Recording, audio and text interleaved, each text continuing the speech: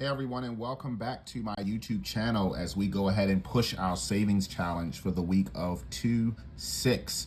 Obviously, if you know me by now, I've been doing this about a week out. Again, I use Overflow, which allows me to kind of budget ahead.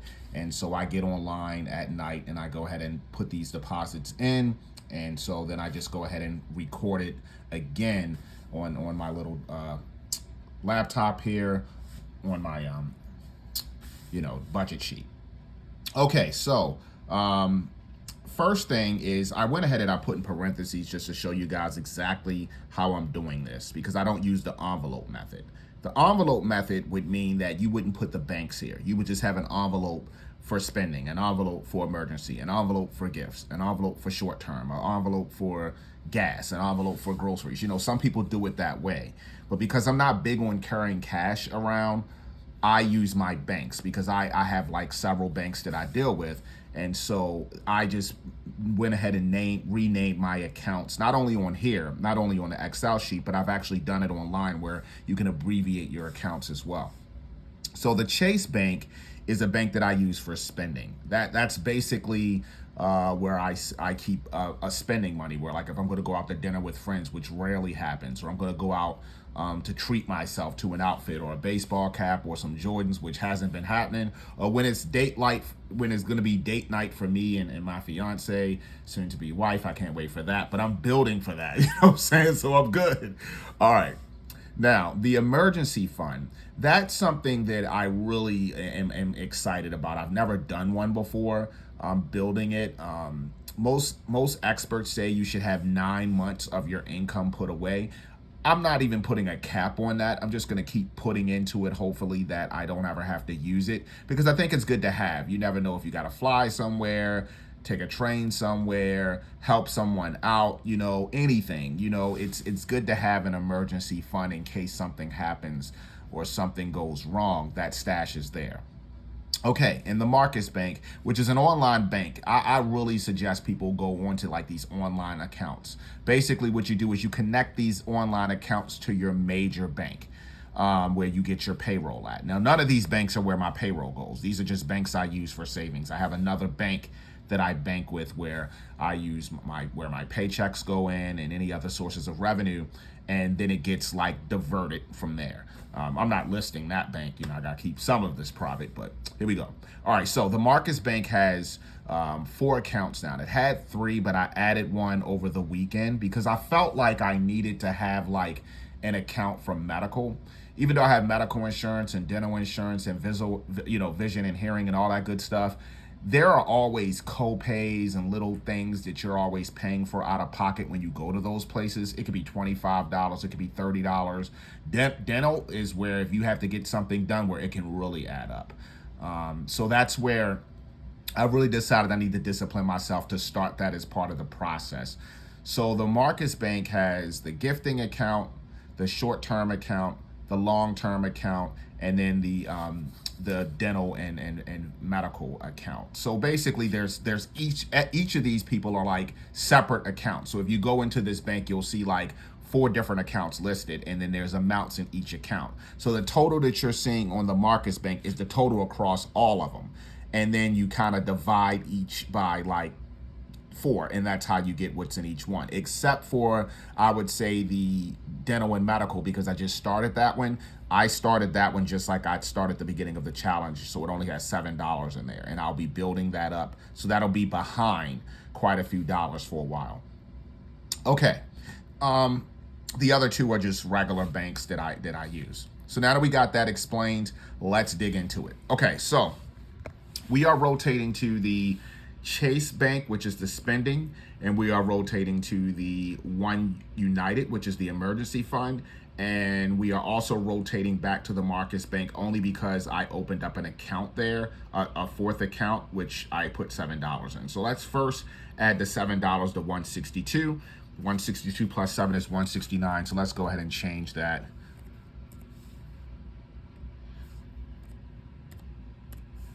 Okay. So now our total just jumped up to 275.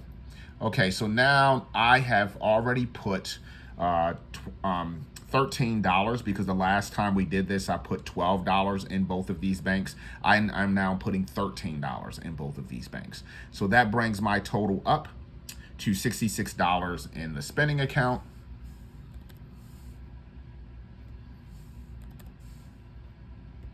And then $66 in my emergency fund. That brings my total savings to $301. Wow.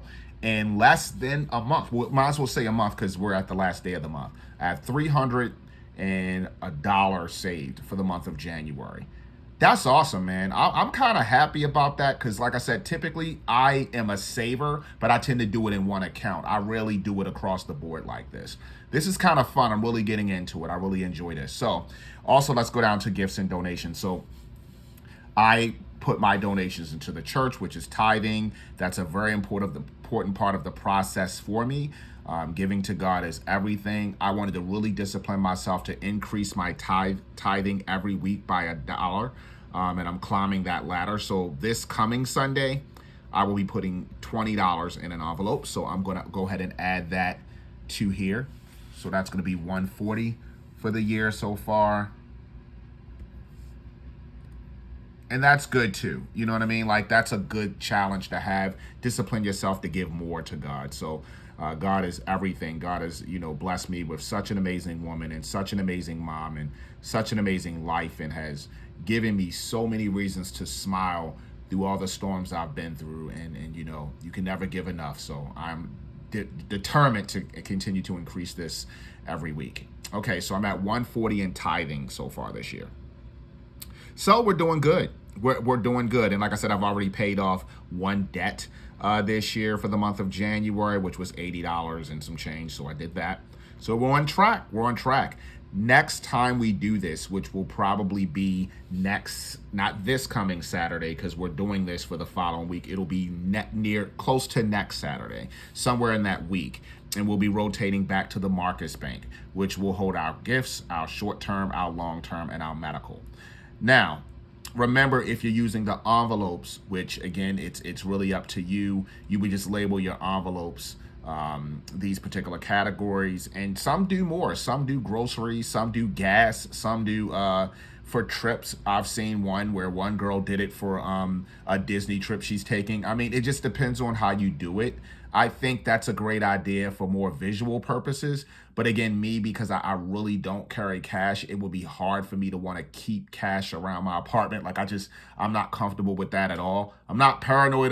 I'm cautious. We live in 2020 and I ain't going out like that. You're not getting the kid for nothing. I'm not doing it. So, except for my little can, but that's actually going to be leaving the premises by next month and putting into a safe place. So, yeah, I didn't have any change to put into there today. So, being as though it's Monday, usually by midweek, I have like a couple of ones and some change or a 5 or something to put in there. So I'll add to it during the week, and we'll get into that probably next week. I'll have a bunch of change I can throw in there. Outside of that, that's it. Hope everybody enjoyed the video.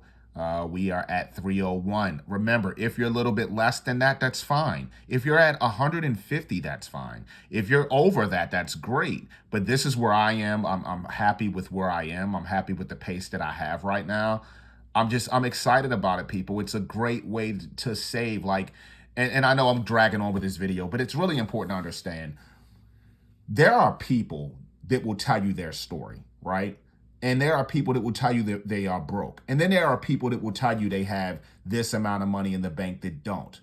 I don't concern myself with any of that. This was something I really paced myself to do. I said, you know what? I'm going to teach myself how to budget differently. I'm going to teach and educate myself on how to pull money from my incomes and put them in different accounts so that I don't have to worry about where this money is going to come from if I have a dental appointment, or where this money is going to come from if there's an emergency, or do I have to take from my paycheck if I'm going out with friends or family, or am I going to have to take from my paycheck if I have to buy a wedding gift or a baby shower gift? Because these are all the challenges that we face, right? A wedding comes up and you're like, man, I got to buy a wedding gift and I just got paid and I just paid my mortgage or my rent. And that wedding gift is going to be like $25, $30, $40, $50. You know, or the baby shower gift could be $100. It depends on what you're buying. So this is an important part to kind of separate your money so that you're putting just little chunks away and you're adding them up. You're disciplining yourself to do that. And so, yeah, this is really cool. So see you guys on the next video. About another couple of days, I'll be dropping something special. But yeah, next budget video will be dropping close to next Saturday as we budget the second week of February. Everybody stay patient, stay positive, and stay blessed. Peace.